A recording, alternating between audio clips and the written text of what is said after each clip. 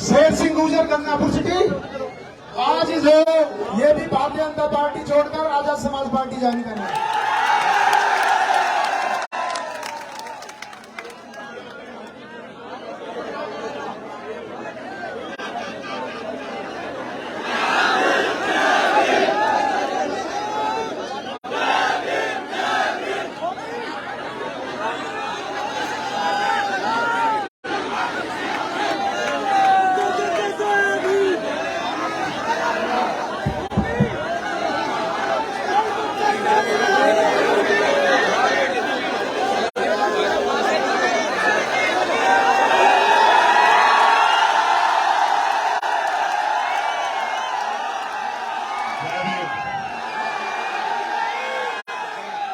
आपकी मदद की जरूरत है, करोगे नहीं करोगे बताओ। जल्दी से शांत हो जाओ, आपसे बात जल्दी खत्म हो जाएगी तो एक यात्रा जो है हम लोग संविधान बचाओ यात्रा निकाल पाएंगे।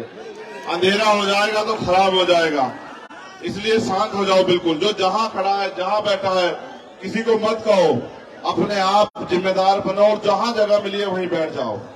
मत कहो किसी और को कि तू बैठ जा भैया तू बैठ जा, जिसको जहां जगह मिली है स्वतः बैठ जाओ। यही तुम्हारा प्यार है आज का, तुम्हारी जो त्याग बलिदान और जो तुम सुबह से इंतजार कर रहे हो। बहुत बहुत धन्यवाद। दौसा की हमारी जिला कमेटी, हमारी प्रदेश की टीम, हमारी विधानसभा की टीम, चेतराम भाई, चलो यार, नरेश मेरवाल भाई, सुरेश जी, विकास भाई और जो यहाँ हमारे साथी हमारे नौजवान जो दौसा कॉलेज के अध्यक्ष हैं हमारे छोटे भाई मुकेश जी और तमाम वो साथी जो यहाँ काम कर रहे हैं, जिन्होंने इतनी मजबूती से इस प्रोग्राम को सफल करने के लिए मेहनत की, उनके साथ साथ मेरे साथ चल के आए सुरेंद्र भाई, अमरचंद हरसोलिया जी, भाई राष्ट्रीय core committee member Amit Kasana ji, हमारे प्रदेश अध्यक्ष आजाद समाज पार्टी राम लखन मीणा जी, भाई मनोज मीणा जी, प्रदेश अध्यक्ष जितेंद्र अठवाल जी, भीम आर्मी भाई अनिल देलवाल जी, प्रदेश प्रभारी भीम आर्मी और हमारे वरिष्ठ नेता राष्ट्रीय महासचिव और राजस्थान के प्रभारी रविंद्र कुमार भाटे जी का भी धन्यवाद करता हूं। आज जिन साथियों ने पार्टी ज्वाइन की है, आजाद समाज पार्टी में आस्था व्यक्त की है, आपका प्यार आपकी ताकत का सम्मान किया है, भाई शेर सिंह गुर्जर जी और जो साथी हैं हमारे, उन सबका भी मैं धन्यवाद करता हूं। मैं आपसे पूछना चाहता हूं, क्या आप वर्तमान सरकार से खुश हो? इससे जो पिछली सरकार थी उससे खुश थे? कब तक इनके खेल में अपने आप को शामिल रखोगे? कभी ये कभी वो, आपका क्या? मुझे कल से हम लोग शुरू हुए थे, नीमराणा, फिर अलवर, सुबह नगर और अब दौसा, और अभी 10 दिन लगभग 6 तारीख तक मैं यहीं हूं आपके बीच। क्यों पता है? क्योंकि संविधान बचाओ यात्रा चल रही है। कब बचेगा संविधान? गौर से सुनो, अपने मन की भावना अपने अंदर रखो और मेरी बात पे गौर करो। मैं बहुजन समाज में जन्मे सभी संतों गुरुओं महापुरुषों को नमन करता हूं। नमन इसलिए क्योंकि वो थे तो हम हैं और उन्होंने अपना पूरा जीवन बलिदान किया, तो आज कमजोर किसान, कमेरे, पिछड़े, दलित, आदिवासी, माइनॉरिटी के लोग जो हैं वो जैन की सांस और भारत की तमाम महिलाएं स्वाभिमान सम्मान का जीवन भारत में व्यक्त कर पा रही हैं। इसका एक ही कारण है बाबा साहब डॉक्टर भीमराव अम्बेडकर जी का संविधान। लेकिन आज वो संविधान खतरे में है, और संविधान इसलिए खतरे में है क्योंकि संविधान से जिन लोगों को सबसे ज्यादा फायदा मिला, गुलामी कटी, अवसर की समता मिली, मौलिक अधिकार मिले, मौलिक कर्तव्य मिले, जिनको दिन के उजाले में भी बाहर निकल के डॉक्टर, इंजीनियर, आईएएस, आईपीएस बनने का मौका मिला, वो लोग अपने संविधान के प्रति जिम्मेदार नहीं हो रहे। संविधान तब बचेगा जब संविधान विरोधी ताकतें सत्ता से बेदखल होंगी। आप ये सोचो, संविधान विरोधी ताकतें सत्ता में बैठी रहे तो कैसे बचेगा संविधान? वो सत्ता में बैठ के तो संविधान को खत्म करना चाहती है। अगर हम उन्हें सत्ता से उतार फेंके और अपनी सत्ता बना लें तो संविधान भी बचेगा और हमारे हक अधिकार भी सुरक्षित रहेंगे। एक ही फॉर्मूला है जो मैं बार बार कह रहा हूं पूरे देश में कि वोट हमारा, राज तुम्हारा, नहीं चलेगा, नहीं चलेगा।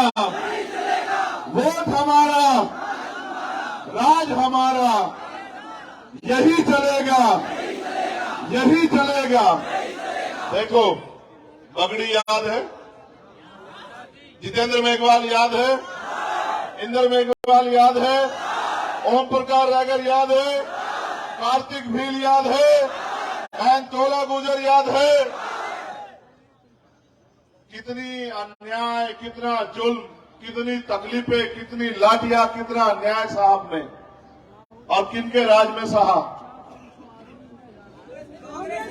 आज की सरकार, जिसके नेता हैं अशोक गहलोत साहब, और 2 अप्रैल 2018 का आंदोलन याद है या नहीं है? 17 भाइयों की शहीदी, हजारों रुपए मुकदमे, जेल, राशु का लाठिया, याद है या नहीं है? और समाज पे कुर्बान होने वाले नौजवान याद है नहीं है? कैसे बदलेगी जिंदगी? अगर हमने गलती की, उसका खामियाजा कौन भुगतेगा? अगले 5 साल अगर अन्याय, अत्याचार, जुल्म जाति सहनी है, बहन बेटियों के साथ अपमान होता देखना है, रोजगार के नाम पे छलावा देखना है, छूट देखना है, चोर बाजारी देखनी है, भ्रष्टाचार देखना, तो इनको जिता दो। और अगर ये सब बंद करना है तो आजाद समाज पार्टी को ताकतवर बना दो। राजस्थान, मध्य प्रदेश में फिर देखना, किसी गरीब को किसी के आगे हाथ नहीं फैलाना पड़ेगा। मुख्यमंत्री जी अभी क्या योजनाएं दे रहे हैं? आटा ले लो, चीनी ले लो, दाल ले लो, मोबाइल फोन ले लो, गैस सिलेंडर के दाम कम करा लो। कल एक पत्रकार, यहां भी पत्रकार साथी खड़े, कल एक पत्रकार ने मुझसे कहा कि मुख्यमंत्री जी इतनी अच्छी योजनाएं दे रहे हैं। मैंने उनसे पूछा कि कब से शुरू की मुख्यमंत्री जी ने योजना? आप मेरा मार्गदर्शन करते बता दो, कब से शुरू की पत्रकार साथियों? 2 महीना, 1.5 महीना, 1 महीना? चुनाव का कितना समय बाकी है? 2 महीने? क्या 4 साल 9 महीने राजस्थान के लोग यहां से पलायन कर गए थे क्या? क्या 4 साल 9 महीने मुख्यमंत्री जी सो रहे थे क्या? क्या 4 साल 9 महीने में जो सीएचए के साथियों ने, थर्ड ग्रेड टीचर जो भाई बहन है उन्होंने, आशा आंगनबाड़ी कार्यकर्ताओं ने, और जो कमजोर हक वंचित समाज के नौजवानों ने जो सहा, क्या मुख्यमंत्री तब नींद में थे क्या? चुनाव से पहले कैसे पता लगा कि गैस सिलेंडर के दाम कम होने चाहिए? चुनाव से पहले कैसे पता लगा कि आटा भी नहीं है गरीबों पे, दाल भी नहीं है, चीनी भी नहीं है, तेल भी नहीं है? कैसे पता लगा? जब चुनाव आता है तब आपकी याद आती है, चुनाव के बाद आपकी याद नहीं आती है। देखो, मेरी बात पे गौर करो। ये राजस्थान है ना, और जगह तो कमरों में बैठ के पेपर लीक होते हैं, यहां बसों में बैठ के पेपर लीक होते हैं, बसों में। क्या कोई भी अपराध बिना सत्ता के संरक्षण के हो सकता है क्या? मगर याद रखो, अगर ये बुरे हैं तो इससे पहले वाले भी अच्छे नहीं हैं। आपके लिए अच्छा कौन है? आपके लिए अच्छा कौन है? आपके लिए आपको खुद की ताकत बनानी पड़ेगी मेरे लोगों, याद रखना मेरी बात को। वरना अगले 5 साल आपकी गलती की वजह से जो अन्याय अत्याचार होगा उसके जिम्मेदार हम खुद होंगे। आज आपके पास ताकत है, हर कोई आपको अपना कहेगा, हर कोई आपकी बस्ती में आएगा, हर कोई आपके पैर पकड़ेगा, हर कोई आपको इज्जत देगा। लेकिन याद रखना वो इज्जत एक दिखावा है। जैसे चुनाव जाएगा ये रिश्ता भी चला जाएगा और फिर वही होगा जो पिछले 4 साल 9 महीने आपकी खाल उतरी, आपको अपमान सहना पड़ा, रोजगार मांगा तो लाठियां मिली। और जब मैं आता हूं यहाँ इंद्र मेघवाल के भाई पिता के आंसू पूछने, तो एयरपोर्ट पे 12 घंटे बंद करते हैं और अगर जबरदस्ती तोड़ के गेट निकल जाता हूं तो गाड़ी में बिठा के दिल्ली छोड़ के आते हैं। और यहाँ के तनखैये नेता पूछते हैं कि चंद्रशेखर यहाँ क्यों आते हैं? चंद्रशेखर यहाँ इसलिए आते हैं कि तुम तनखैयों की हिम्मत नहीं कि अपनी सरकार से सवाल कर सको कि तुम्हारी सरकार के होते हमारे लोगों पर अन्याय अत्याचार हो रहा है, तुम लोग क्यों सोते रहते हो? मैं पूछना चाहता हूं, आपको रोजगार चाहिए नहीं चाहिए बताओ? आपको महंगाई खत्म करवानी नहीं करवानी है बताओ? जो भूमि है उनको भूमि चाहिए नहीं चाहिए बताओ? कैसे मिलेगी? नहीं, ऐसे नहीं। जब कलम की ताकत आपके हाथ में आएगी तब मिलेगी। मुख्यमंत्री जी कितने पैसे दे रहे हैं आपकी जिंदगी संवारने के लिए? काउंट करो सारा पैसा जो दे रहे हैं वो सब्सिडी मिला के 1000 रुपए महीना दे रहे होंगे। सवाल 1000 रुपए का नहीं है मेरे लोगों, सवाल है राजस्थान के 3,40,000 करोड़ रुपए का। यहां का टैक्स है, यहां का बजट है 3,40,000 करोड़। मेरी निगाह उस बजट पे है कि उसका प्रयोग नौजवानों के भविष्य को बदलने के लिए होना चाहिए। उसका प्रयोग बहन बेटियों के सम्मान की रक्षा के लिए और उनके सशक्तिकरण के लिए होना चाहिए। उस धन का प्रयोग आपको तरक्की दिलाने के लिए, अच्छे स्कूल खोलने के लिए, अच्छे हॉस्पिटल खोलने के लिए होना चाहिए। और उसका प्रयोग आपको पढ़ने के लिए, विदेश भेजने के लिए होना चाहिए। आपको उद्योग धंधे मिले, लोन मिले, इसके लिए होना चाहिए। लेकिन मुख्यमंत्री जी कर देंगे क्या? कोई नहीं करेगा। 75 साल में किसी ने किया है क्या? सच पता नहीं है क्या आपको? अगर आप मेहनत मजदूरी ना करो आपके घर का चूल्हा नहीं जलेगा। समझते हो नहीं समझते हो? आप इतनी बड़ी संख्या में क्यों जुटे? क्योंकि आप और मेरा दर्द एक है। और आप मैं जानते हैं कि बाबा साहब अम्बेडकर ने हमें वोट का अधिकार बिकने के लिए नहीं दिया था। मेरे लोगों, वोट का अधिकार हमें गुलामी से मुक्ति के लिए मिला है। और अगर वाकई में आप गुलामी की बेड़ियां काटना चाहते तो तैयार हो जाओ, एक कदम मेरे साथ मिलकर आगे बढ़ाओ और 2 मौका इस बार आजाद समाज पार्टी को फिर देखो। कोई जालिम नहीं होगा यहां जो हमारी बहन बेटियों की तरफ पांव उठा ले, ना फिर कोई घोड़ी पे बैठने पे हत्या करेगा, ना जितेंद्र मेघवाल की तरफ मूछे रखने पे हत्या करेगा, ना मटकी छूने पे हत्या करेगा, ना बहन बेटियां शोषित रहेंगी। मैं आपसे यही कहना चाहता हूं, सरकार में बहुत शक्ति है। मरे हुए व्यक्ति को जिंदा करने की बजाय सारी शक्ति सरकार के पास है। और शक्ति प्राप्त करने का तरीका बाबा साहब अम्बेडकर ने वोट की ताकत से दिया है। अपनी सरकार बनाओ, अपने विधायक जिताओ और अपनी समस्या मुझे कागज में लिख के दे दो। 6 महीने में अगर आपके वारे नारे ना कर दिए फिर आप मुझे बताना। ये इस बात को जानते हैं। देखो, बहुत गंभीर बात बताऊंगा, माए बहनों को मैं समझता हूं। ये इस बात को जानते हैं कि अगर कोई गरीब का बेटा आएगा तो गरीबों की बात होगी। ये इस बात को जानते हैं।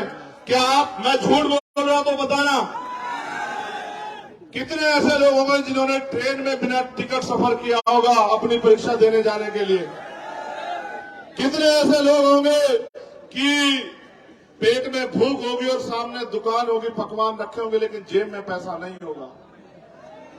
कितनी ऐसी बहनें होंगी कि बहुत कुछ मन होगा लेकिन जेब में पैसे ना होने की वजह से ऐसे ही दिल में सुकून करके वापस बाजार से लौटी होंगी। कितनी ऐसी बहनें होंगी जिनकी तमन्ना होंगी डॉक्टर इंजीनियर बनने की, लेकिन पिताजी की जेब में पैसे नहीं होंगे। कितनी ऐसी बहनें होंगी जिनके सपने होंगे आगे बढ़ने के और आर्थिक अभाव में वो कुचले गए होंगे। कितने ऐसे नौजवान होंगे जिनके पास बहुत हिम्मत होगी लेकिन पिताजी की जेब में पैसे नहीं थे तो सपने सपने रह गए। ऐसे कितने लोग होंगे राजस्थान में, आप सर्वे कराना, जिनके मकान आज भी कच्चे मिलेंगे। मैं भी रुका था एक गांव में, उसका नाम मेरे याद नहीं आ रहा, जहां मैं रुका था अभी खेड़ली में, प्लास्टर नहीं मकानों पे। और मैं जानता हूं अपने लोगों के हाल। मैं राजस्थान का चप्पा चप्पा घुमाऊं कि पेट पे हाथ फेर के सो जाते हैं और अपने बच्चे को भी सुला देते हैं कि कल कहीं ना कहीं से रोटी का इंतजाम हो जाएगा। मैं जानता हूं भारत को, मैं जानता हूं राजस्थान को, मैं जानता हूं मध्य प्रदेश, उत्तर प्रदेश, बिहार को कि कमजोरों का कोई रखवाली नहीं है। कमजोरों को अपनी रखवाली खुद करनी पड़ेगी। अब मैं आपसे आग्रह करूंगा मेरे लोगों, क्योंकि हमें संविधान बचाओ यात्रा को भी आगे बढ़ाना है। अनुशासन में आप मेरे साथ निकलना और आपका नारा ये होना चाहिए पूरे दौसा को पता लग जाए और दौसा के सैलाब के जरिए पूरे देश को पता लग जाए कि वोट हमारा, राज तुम्हारा। नहीं चलेगा, नहीं चलेगा। क्या चलेगा? वोट हमारा, राज हमारा। यही चलेगा, यही चलेगा। राज लेना चाहते हो? इसका नाम राजस्थान है, मगर तुम्हारे इस समय राज तब तक नहीं आएगा जब तक आप तैयारी नहीं करोगे। अगर नौजवान तैयारी कर ले तो आप जानते हो, मैं बार बार समझाता हूं कि संघर्षों के साए में घनघोर जवानी पलती है और इतिहास उधर झुक जाता है जिस ओर जवानी चलती है। मैं मीडिया के जरिए ये भी बता दूं, मध्य प्रदेश की तानाशाही सरकार को भी बता रहा हूं। अभी 9 बजे मैं लाइव करके बताऊंगा, लेकिन अभी भी ऐलान करके बता रहा हूं, मेरे लोगों को कमजोर मत समझना। मुख्यमंत्री शिवराज सिंह चौहान जी 12 तारीख को बताऊंगा। 12 फरवरी भोपाल को याद थी, 12 अक्टूबर ग्वालियर को याद रहेगी। इतिहास में आप लोग याद रखना मेरी बात को। मुकदमे लगाओगे, रासुका लगाओगे, निर्दोष लोगों को आरोपी बनाओगे। जिस सत्ता के दम पे घमंड पाल के बैठे हो, ये सत्ता भी छीन लेंगे मेरे लोग, तुमसे भी छीन लेंगे और तुमसे भी छीन लेंगे। याद रखना, इतनी ताकत बनाओ कि इस बार राजस्थान सरकार आपके बिना ना बने। इतनी ताकत बनाओ मेरे लोगों, अपनी वोट की कीमत को समझो। मेरे हाथ मजबूत करोगे नहीं करोगे बताओ? दोनों हाथ उठा के बताओ। चलो तुम लोग चुप हो जाओ, बहनों से माओ से पूछने पीछे हो जाओ।